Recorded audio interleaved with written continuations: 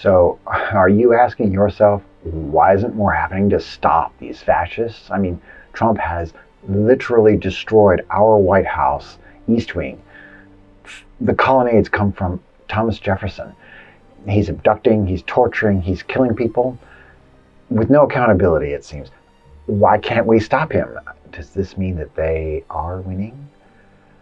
I hope to reassure you that they have not, and to help explain why it seems like nothing is happening right now, but that in fact it is.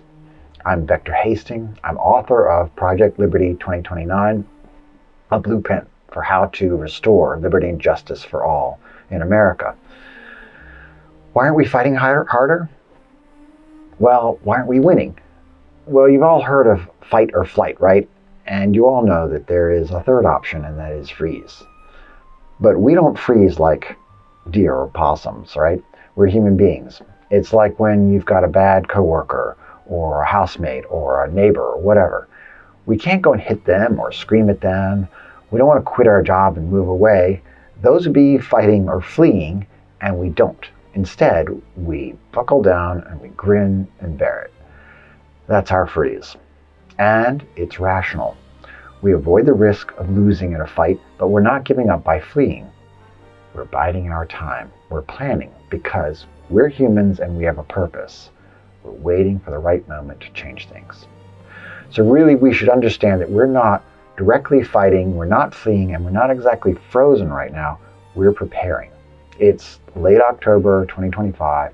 We're protesting, and that's to expand our numbers. There were millions more of us in No Kings 2.0 than there were in 1.0. So in this time, let your mind focus on what we're trying to achieve and what we're up against. What we want is a functioning constitutional republic that protects freedom and justice for all of us. And we have a long cultural muscle memory on how we govern ourselves. And we know that we do not have a direct say. We're a republic. We vote every 2 years for the representatives, and they run our government. They get a chance, and then we can vote them out. That's our system. And yes, it is broken. Our election was in November 2024, and we as a nation blew it. We allowed 33% of our citizens to vote these tyrants into power.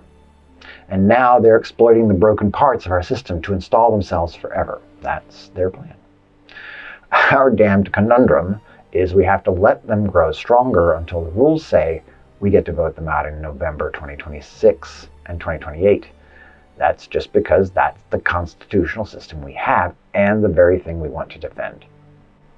And so we're playing the freeze and prepare gambit because strategically we don't have another option for achieving our ultimate goal. Now, quick aside, the tactical answer in our Constitution to a fascist, authoritarian, and arguably mad president is to impeach him and remove him.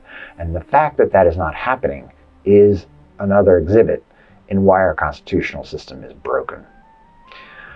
What I do here at Project Liberty 2029, and I can use your help, is spell out what those fixes are in the simplest laws possible, because we need simplicity. Here's just a sample. Break up the unitary presidency. That can be done with a statute. It just has to get past the filibuster, and I believe it will, since Republicans and Democrats are both at risk of an attorney general under the power of the presidents. A universal basic share of all income paid for by a fair tax that the wealthy can't avoid only needs a majority vote in reconciliation. Voting rights for all, fair capitalism reform, rights to your data, nature rights. I have written all of these, and I could use your help to get them up on the wiki where a broader community can amend them and improve them. So you really can help me by, doing the subscribe, share, like, whatever. Thank you. A few more words, though, about these three modes: fighting, preparing, and fleeing. Most of us can't directly fight. Some are. Here's a partial list of lawsuits. If you're not positioned to fight, I call on you, like me, to prepare. Help me, if you will, or help others, but build your community. Strengthen our will for the window of attack. These marches, they're not fighting. They're not storming the beaches at Normandy, no. But they are transporting the troops to England to prepare for the attack. We are preparing for the challenging voting environment that we are going to face in 2026 and 2028. But finally, do not flee. Some of you will be falling prey to a particular kind of fleeing. It's the one you do in the privacy of your mind and in sort of low-stakes conversations with the people around you. You may have done it a moment ago when I mentioned voting. This is one of their weapons. They are spreading the fear that you won't be able to vote or that voting will be stolen. This is the big lie, used both as a weapon to galvanize their people to outrage when they don't get what they want, and to demoralize us so that we make easier prey for them.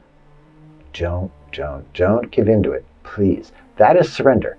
That is fleeing. But it's the kind of fleeing where you don't even have to sell your stuff and move. You just have to give up hope. It's a moment when you feel like you have agency and you just choose to give up your hope. But you will pay for it with a lifetime of hopeless misery for you and your descendants.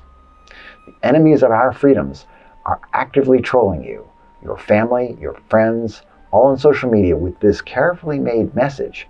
They're making you think that you thought this up all on your own, that you're smart to think this, and that those who don't, like me, are suckers. The irony, of course, is that they engineered this viral message to steal your hope and seal their victory.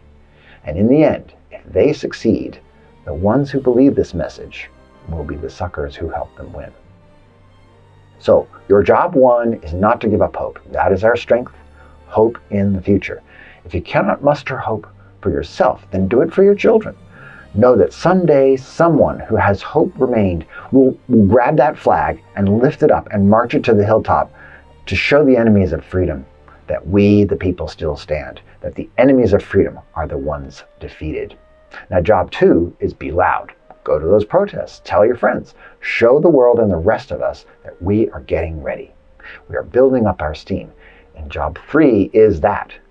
Quietly build your circle, build your community, so that when the time comes to vote and when the time comes to protect that vote, you and we are part of we, the people, ready to fight and sacrifice.